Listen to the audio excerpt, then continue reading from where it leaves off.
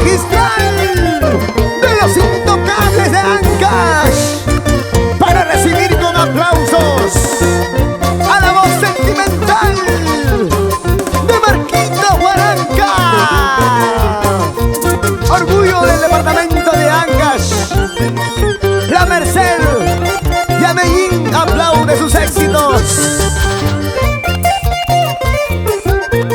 Levantemos los brazos arriba, como buenos peruanos orgullosos de lo nuestro.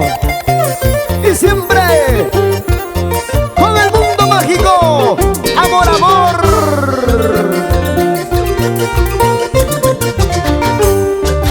Cuando me miran esos tus ojos, cuando sonríen esos tus labios, siento un latido aquí en mi pecho desde el momento cuando te conocí.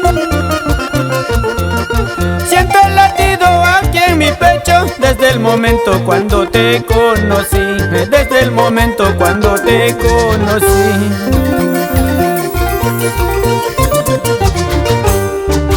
Te quiero linda, bien tú lo sabes, te voy diciendo con todo orgullo. Tu amorcito me pertenece porque ha nacido aquí en mi corazón.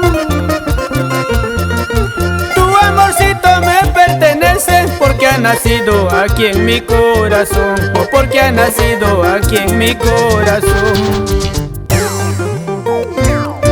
Tu mirada, tu sonrisa cautivaron mi corazón, cariño mío.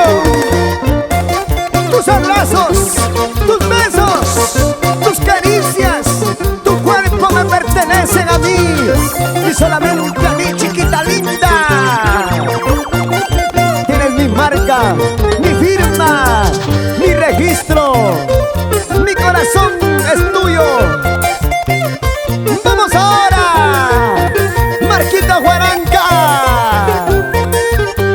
y los intocables con sentimiento. Cuando te vayas lejos, muy lejos, y te aconsejan que me olvides, al escuchar mi humilde verso te darás cuenta y llorarás por mí. Al recordarte de mis besitos te darás cuenta y llorarás por mí, y te darás cuenta y llorarás por mí.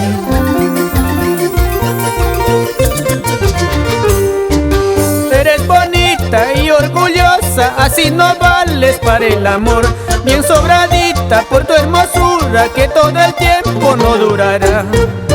Eres bonita y orgullosa, así no vales para el amor. Bien sobradita por tu hermosura, que todo el tiempo no durará.